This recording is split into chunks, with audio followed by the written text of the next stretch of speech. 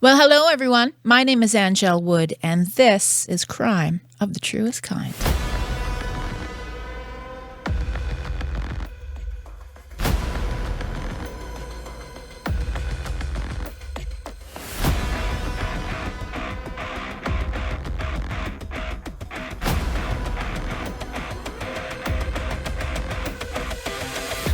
Well, Happy New Year, everyone. Let's get that right out of the way. To everyone within the sound of my voice, I wish you health, wealth, and happiness. An embarrassment of riches, however you interpret those words. Online, crimeofthetruestkind.com, and everywhere you listen. Please subscribe and rate. I am excited about my first review. 5 stars, approved. And I am going to read it to you. Amazing, smart, poignant, well-researched. Anngelle is terrific. So well done. Thank you, Lee3377. More of that in 2021. Thank you. One more quick thing before we get started. A declaration of sorts. If it sounds like I'm over-enunciating things even more than usual, it is because I have adult braces, as I call them, as opposed to, childhood teenage braces. I'm a grown woman with braces. As the story goes, before COVID hit, I wanted to attend to some things, to right some wrongs that were going on with my teeth, and I got braces. And as a result of COVID, my treatment has been, prolonged, and I recently got the wires changed, and it sucks, and I missed deadline, and I really, really want to get this episode out. So, episode 8, it's part 2 of Michael McDermott, The Day After Christmas Massacre, Wakefield, Massachusetts.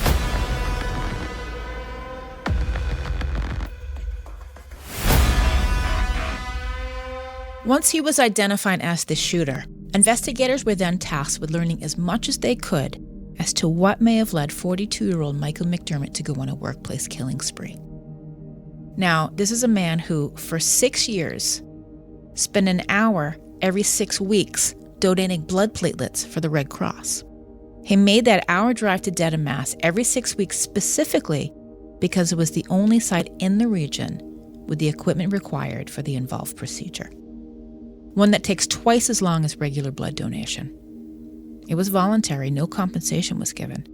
He did get the bumper sticker that he put on his car. It said, "Give blood." State Police Detective Lieutenant Greg Foley arrived at Edgewater at approximately noon on December 26th. He learned that 7 people had been shot and killed, and the defendant had been arrested. After searching the premises and discovering the 7 victims had been repeatedly shot, and a large amount of spent shell casings were found from 2 weapons, Foley was concerned that the defendant may have killed or harmed others in the days or hours leading up to the shooting. His concerns were not without merit, as similar cases to this one had involved violence at the suspect's home. Officers had originally gone to the defendant's former residence in Weymouth, where he lived for many years with his former wife. That apartment had still been leased under both his and his wife's name at the time he left. And no one was sure at the time whether his wife was still living there. We now know that she left the area and moved to Chicago before the shootings took place. He left that South Weymouth apartment on October 31st. He ghosted on about $1,700 worth of back rent and left the place a mess.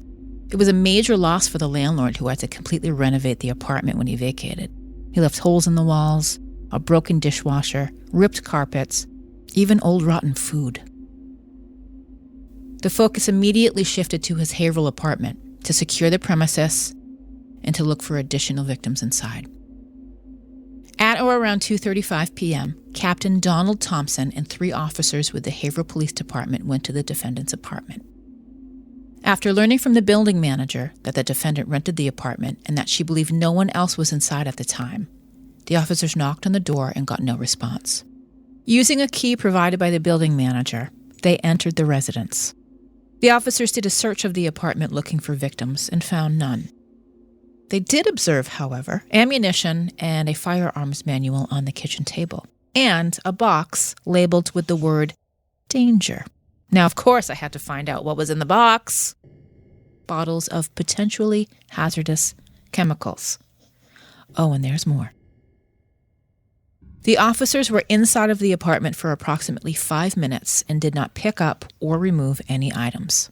They secured the apartment from the exterior and waited for further instruction. A search warrant would need to be issued.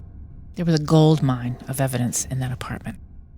The affidavit included that police had done a protective sweep of the apartment to look for potential victims, and while doing so, saw in plain view firearms and ammunition in boxes marked danger. The warrant would authorize the police to search for and seize the 7 categories of items described in State Police Sergeant Sullivan's affidavit: firearms, ammunition, bullet casings and projectiles, gunshot residue, items marked danger, documents regarding the possession, custody, or control of the premises, documents on the purchase of or license to carry firearms and ammunition, documents about his employment, his salary, garnishment of his wages, and documents reflecting the mental state and the mental functioning of the defendant in the days and weeks leading up to December 26, 2000, and the defendant's will and documents related to the preparation of signing of a will. The Stadies arrived around 7:30 p.m. with the search warrant and a copy of the sergeant's affidavit. After making the cursory observations of the boxes marked danger, the officers called in the State Police Fire and Explosives Unit to determine what the items marked danger were. They were able to return to the apartment at 10:30 p.m. to conduct the search. A trooper filed a return that listed 67 items seized from the defendant's apartment. Additional items found, according to reporting by the Boston Globe, include bomb-making materials, a gas mask, Dungeons & Dragons books, stacks of unopened mail and unpacked moving boxes, and a small filing box where McDermott had kept his canceled checks in numerical order, but this record-keeping seemed to have ended in 1997. But not all of this was admissible in trial, by the way, as the search and seizure of these items was later disputed by the defense. Officers had to defend their actions in entering McDermott's apartment on that afternoon. And many of the employees had fled Edgewater during or after the shootings, and officers were dispatched to try to gather information from them. There was no information available as to whether the defendant was married, had a partner or a roommate, had children, or if anyone might be visiting over the Christmas holiday. The information gathered from the building's manager did not definitively rule out any of those possibilities. Reasonable grounds existed to check McDermott's apartment for potential victims, due to the type of injury he had repeatedly inflicted on his co-workers at Edgewater. The judge concluded that there was probable cause for the issuance of the warrant, even without the officers' observations during the initial entry. So even if they hadn't seen boxes labeled danger and firearms and stockpiles of ammunition. The computers and the disks removed from McDermott's apartment were transferred to the Attorney General's High-Tech and Computer Crime Division's Forensic Laboratory. The affidavit presented information suggesting there was probable cause to believe that evidence of McDermott's crimes would be found within the computers and the disks.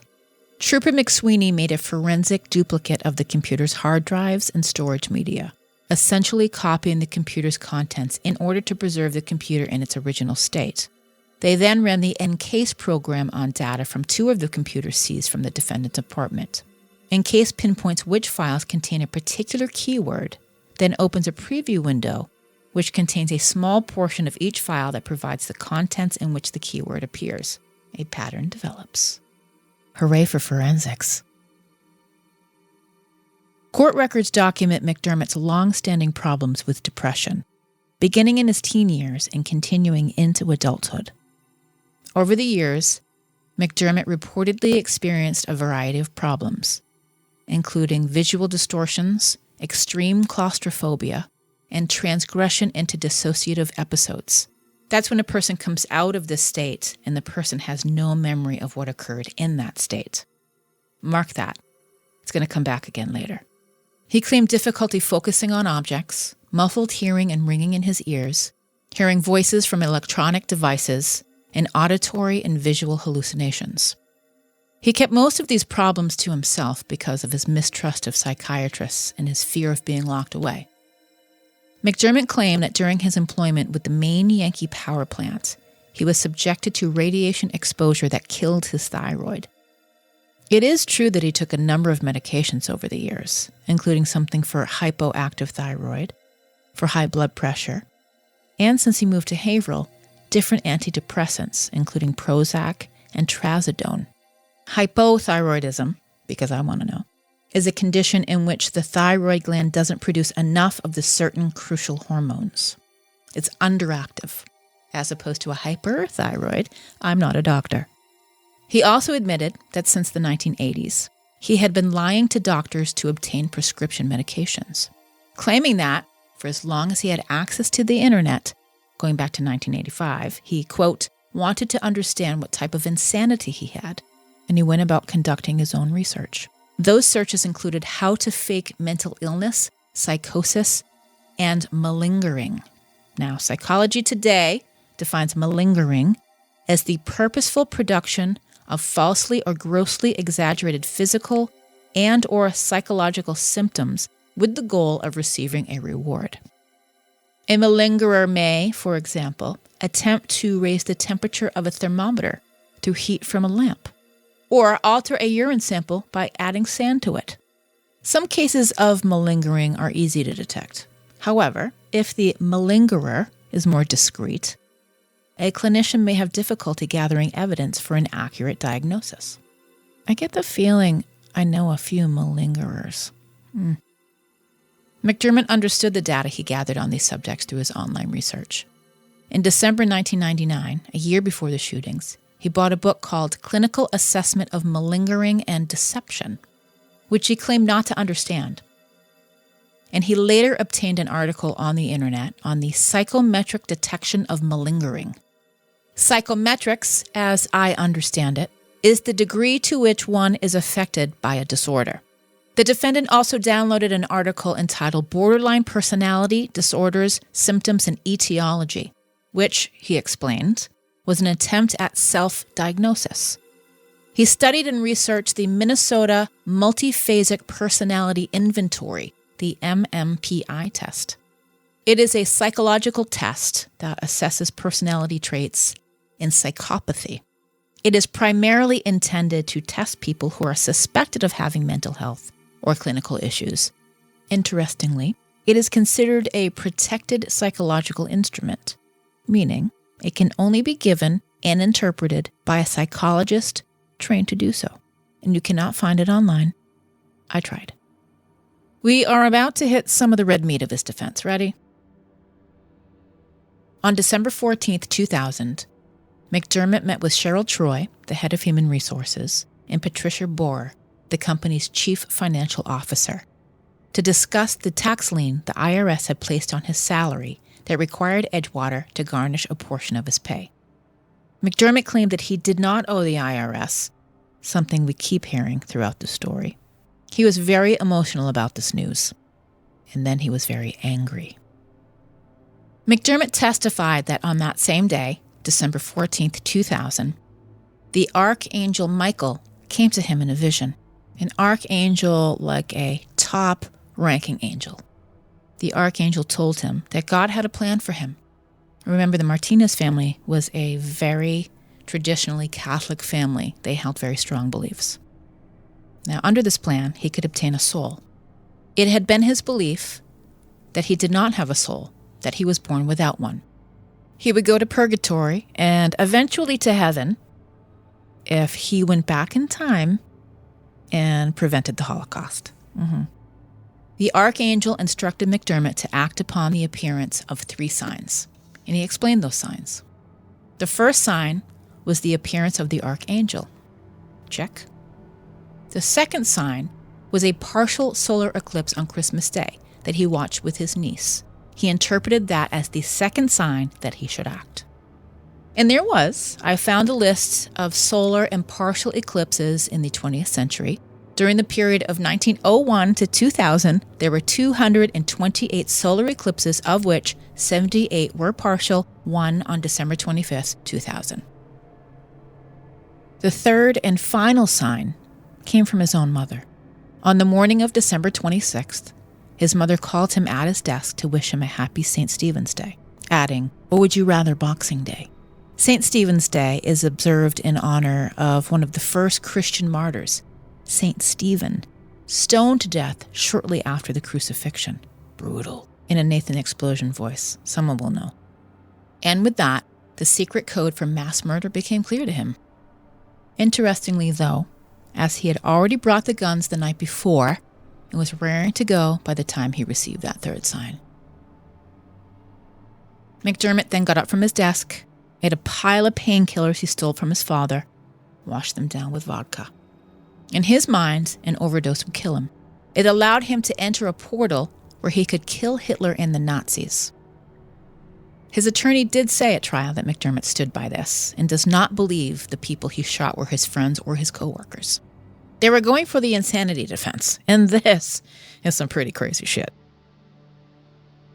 McDermott spoke of how he reasoned with himself and how he could not leave himself to be captured after taking out Hitler and the others, because suicide constitutes a sin that condemns one to hell.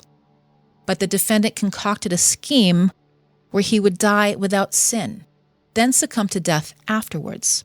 Now this plan would reserve him a seat in purgatory. This is a very telling line. The defendant felt that Cheryl Troy and Patricia Boer, VP of HR and CFO respectively, were no better than Nazis because they just chose to follow orders. The orders were to allow the IRS to attach his wages for unpaid taxes, something they were required to do, and something other employees at Edgewater had tried to negotiate on his behalf. He rejected all arrangements to pay off his tax bill and continued with the line that he didn't owe any money.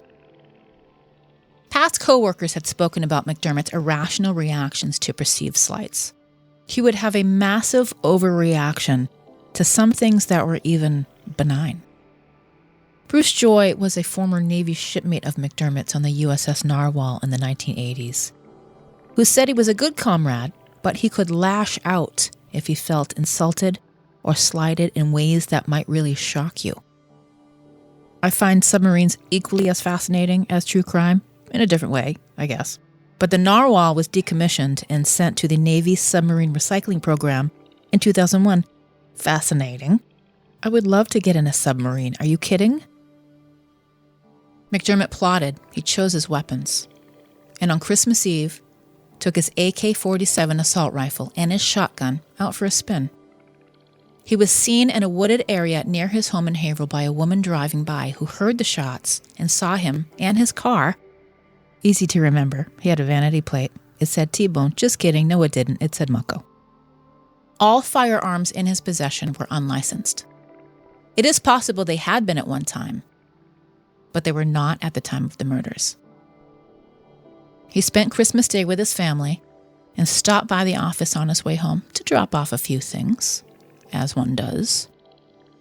He used his employee pass card to enter at 6:57 p.m. He dropped the intended murder weapons he planned to use to slaughter his co-workers. The way he described it was like some sort of fucked up courtesy, as he did not want to walk in and scare everyone off and cause a panic by carrying firearms. So instead, it was a surprise attack. On the morning of Tuesday, December 26th, he loaded up on guns. They're not all winners. And he went to work. His large black duffel bag was packed with ammunition and a .32 caliber automatic handgun that he put in his office cabinet. He took those Percocets and the Darvocets, together with some vodka. That's hardcore. You can't even get Darvocets anymore. They're banned in America. He interacted with several employees. He seemed friendly, cordial even. He spoke to his mother that morning, and someone called about his late car payments for his 1994 Plymouth Acclaim. Mucko the fucko vanity plate. He'd been hiding it for weeks, so it wouldn't be repossessed and towed away. And on that morning, though, he parked in the Edgewater parking garage, where he told the bank they could come and find the car and take it. He wouldn't be needing it anymore. That's when an armed McDermott walked to the reception area with that duffel bag. When someone asked, it was Janice Haggerty, believed to be among the first people shot. When they asked him where he was going with that bag, he calmly announced that he needed to see someone in HR. That was, according to testimony, the triggering phrase. A portal opened in front of him, and he was transported to a bunker in Berlin in the year 1940 with his AK-47 assault rifle and a shotgun. There were two men wearing swastika armbands. whom he shot with the AK-47, and then he shot 3 men with armbands who were on a raised platform. On the stand, McDermott testified that he could feel Hitler's thoughts emanating from a room. So he blew the lock off the door to that room. He went inside, he shot and killed the last Nazi who was hiding there, and then shot and killed Adolf Hitler. His mission was now complete. When asked what he did next, he said he returned to the first room in the bunker and sat down. Since he now had a soul, he wanted to remain free of sin. He stayed there and waited. Eventually, he was dragged off to a police station in Berlin, where he later died. When asked while on the stand where he was now, he stated that he is currently in purgatory and that nothing around him exists. That's such an interesting take on bullshit. Please do not be alarmed if you begin to hear strange noises. My bulldog just came down here, and, well, I've given up trying to fight it. 2 mental health professionals, both of whom testified for the defense, Dr. Ann Schwab, a psychologist, and Dr. Alan D. Rothstein, a psychiatrist, had treated McDermott prior to December 26, 2000. Schwab first met him in Maine in June 1987 and last saw the defendant in April 1988. Dr. Schwab diagnosed the defendant as having a depressive mood disorder and an obsessive-compulsive personality disorder. McDermott disclosed the sexual abuse that he suffered as a child. He reported feelings of loneliness, troubles at work, hearing noises from a television when the sound was off, and sensitivity to high-frequency noises. About that, McDermott said, "You learn not to talk about the noises because people think you are crazy." In 1996, McDermott began to see Dr. Rothstein and was diagnosed with having recurrent major depression, a mixed character disorder, and an obsessive-compulsive personality. This diagnosis remained the same through December 2000. In 1999 and 2000, Dr. Rothstein prescribed the defendant Prozac and Trazodone. During a therapy session on March 7, 2000, the defendant reported that he had started working at Edgewater Technology and that it was a terrific place. He acknowledged that he was still having problems with eating poorly, he was overeating, and racking up credit card charges. He also told the doctor that he had guns. It was Dr. Rothstein's suggestion that in light of his mental state with having depression and suicidal feelings, that he should not have guns. He gave the very standard reply of, "I have a legal right to have them," and despite not owning any of them legally, and said that if anyone tells me I have to get rid of them, I'll just stop having contact with them. During a session in September 2000, McDermott said he was feeling depressed over the past 2 months. He had stopped going to the gym, and he was upset because the IRS claimed he owed them money. In early November, McDermott reported that his condition had improved. Then, on December 14th, he called Dr. Rothstein. He was upset. He told him the IRS was going to take a large sum of money as wage garnishment, leaving him too little to live on. Dr. Rothstein suggested that McDermott come in prior to their next scheduled appointment, which was December 26th. The defendant reported back on December 18th that his supervisor was trying to talk to the IRS on his behalf. Dr. Rothstein again offered the defendant a sooner appointment, to which he said he would contact him if necessary. Dr. Rothstein never heard from McDermott again. Following his arrest, McDermott had a series of evaluations. Now, there's a lot packed in the court documents regarding the opinions of mental health professionals. I will try to make sense of the court's language. Psychologist Ronald Ebert and psychiatrist Anthony Johnson evaluated McDermott, and based on his review of records and interviews with the defendant, Dr. Ebert concluded that the defendant suffered from schizophrenia of the paranoid type. Based on his review of records and interviews with the defendant and others, Dr. Joseph concluded that the defendant suffered from schizoaffective disorder of the depressed subtype.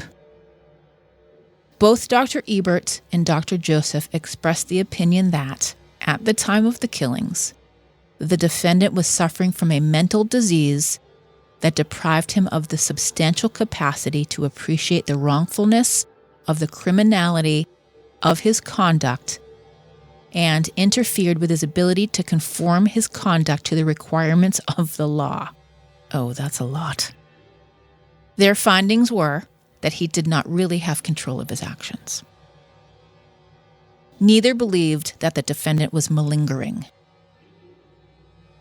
In their rebuttal, the Commonwealth questioned Mohammed Hassar, a software developer at Edgewater who had worked with McDermott. While at work on September 22, 2000, Hassar explained to the defendant that he was fasting for the religious holiday Ramadan. The defendant told Hassar that he did not believe in God, but rather he believed in science. The Commonwealth of Massachusetts presented 2 expert witnesses as well. Psychiatrists Dr. Michael Annunziata and Dr. Malcolm P. Rogers, both of whom testified that, based on their respective reviews of various records and interviews with the defendant and others, the defendant was criminally responsible when he committed the killings and was feigning mental illness. In reaching his opinion, Dr. Annunziata considered the defendant's ingestion of pills as a teenager, his self-inflicted superficial scratches on his wrists after he was fired from Maine Yankee, and his insignificant overdose of pills in 1990 that did not require hospitalization that occurred after he ran out of tuition money. Dr. Annunziata testified that the circumstances of these acts show that they were mere gestures and not real suicide attempts. Dr. Annunziata acknowledged that the defendant has not had a happy life in many respects and has had a depressive disorder and a personality disorder, but explained that these disorders did not amount to a mental disease or defect. Dr. Annunziata stated there were no indicators that the defendant had a schizophrenic disorder. He explained that schizophrenia is a longitudinal disorder. It is not a condition that abruptly appears. It manifests over time. He also explained to the court that delusions, especially of the elaborate and dramatic nature, such as the one the defendant claimed occurred to him on December 14, 2000, do not appear abruptly in a person like the defendant, someone who has no prior history of psychosis. McDermott exhibited no dysfunction in the weeks, the days, the hours, or the minutes before the shootings. His performance at Edgewater was favorable, and on the morning of the shootings, he was able to carry on in his usual course, speaking with his coworkers. He talked to the rep from the bank who talked about his car being repossessed, and he had a conversation with his mother. The Archangel's prediction of an eclipse, part of the defendant's delusion, was an entirely predictable event that did, in fact, occur on Christmas Day, as I told you. That a delusion would unfold into reality was coincidental to the extreme. McDermott's statement on December 22nd to his co-worker about Ramadan and that he did not believe in God was, well, the opposite of his reported religious delusion that took place on December 14th. And his compulsion to carry out God's plan as relayed by an archangel.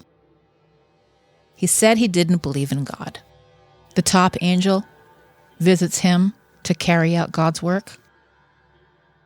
Dr. Rogers also concluded that the defendant had problems with depression and a personality disorder, none of which constituted a mental disease or defect. Dr. Rogers expressed the opinion that the defendant did not have a psychosis at the time of the shootings. He indicated that the defendant appreciated the wrongfulness of his conduct based on his decision to test fire his weapons in a secluded area, and his decision to sneak the weapons into Edgewater on Christmas night when nobody would be around. Dr. Rogers' conclusion that the defendant possessed a substantial capacity to conform his conduct to the requirements of the law was based in part on the defendant's ability to function and act in his usual fashion during the time leading up to the shootings, and his presence of mind when the police entered Edgewater to hold still and do not move and keep his hands where they were visible. Dr. Rogers believed that the defendant was faking an insanity defense. Many of McDermott's reported symptoms did not fit his observed behavior. Dr. Rogers based his conclusion on several factors. There was no evidence of psychosis. A delusional belief system usually evolves gradually and does not begin at a fixed moment in time. After someone develops a delusional belief system or hallucinations, there is a fluctuation in the severity of those symptoms. They do not remain static, such as maintaining, in the defendant's case, an ongoing delusion that he is in purgatory. Of the many forensic searches run on the defendant's several computers that were legally seized from his apartment, we know McDermott researched specifically how to fake mental illness and how to malinger. And we also know that prior to trial, the defense moved to suppress this evidence that police officers seized from his Haverhill apartment. Why? Because it blew his insanity defense out of the water. In these 20 years since the murders at Edgewater, that day after Christmas, and the hundreds of killings since, the debate continues on common sense gun control measures. Little has changed. And mass killing has only gotten more grim with higher body counts. Let's think about it for a minute. If it's not a mass casualty, it's like they don't even cover it on the news. Now, I'm not going to get into whether we should name people or not name people, or we should definitely focus on the victims. But just imagine for a minute if we could figure out a way to prevent people from opening fire. Imagine if we could somehow prevent mass casualty incidents. I don't know how we do that. Michael McDermott had no criminal record, though he did suffer from mental illness and made attempts to harm himself on several occasions. He owned an arsenal of weapons and ammunition. He did not have proper licenses to own any of the weapons in his possession.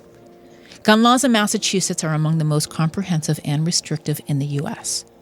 Violent crime in Massachusetts is also among the lowest in the nation. Gun laws in Massachusetts regulate the sale, possession, and use of firearms and ammunition. According to the CDC, states with the highest gun mortality rate as of 2018, Texas, 3,522, and have some of the most lenient gun laws in the U.S. It will soon be easier to carry guns in Texas churches, schools, apartment buildings, and disaster zones. In 2019, Governor Greg Abbott signed several bills that would further loosen Texas's gun laws. What's state number 2? California, 3,040. The total number of people killed by firearms, followed by Florida, Georgia, Pennsylvania, and Ohio. Population is clearly a factor. Politics, not so much. On April 24, 2002, Superior Court Judge R. Malcolm Graham sentenced Michael McDermott to 7 consecutive life sentences without parole for the killing of Janice Haggerty, Cheryl Troy, Louis Javel, Craig Wood, Jennifer Capobianco, Rose Manfredi, and Paul Marcoux. McDermott's defense attorney argued he was insane when he shot the people he'd worked with for the better part of that year. People he'd singled out. McDermott showed no emotion upon hearing his sentence. After his sentencing that day, the Massachusetts District Attorney Martha Coakley, who helped prosecute the case, told reporters, "We believe that this verdict confirms our understanding that, although Mr. McDermott was a troubled individual, he manipulated the mental health care system for his own reasons." Like many of the killers I have told you about already, Michael McDermott was ill, but he was not insane. Offender ID W80188, Michael Morgan McDermott is housed at the Old Colony Medium Security Correctional Center in Bridgewater, Massachusetts. He is 62 years old and will serve out the remainder of his life with the Massachusetts prison system. That is, unless he gets transferred, but that seems unlikely. At least he doesn't have to pay those taxes back, huh?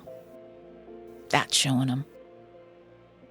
After the shooting, the people of Edgewater planted a cherry tree outside the offices. And each December, employees weave carnations into the branches in honor of those 7 people who were lost that day. I'm not sure that Edgewater is still located in Wakefield, but I'm sure that cherry tree still is.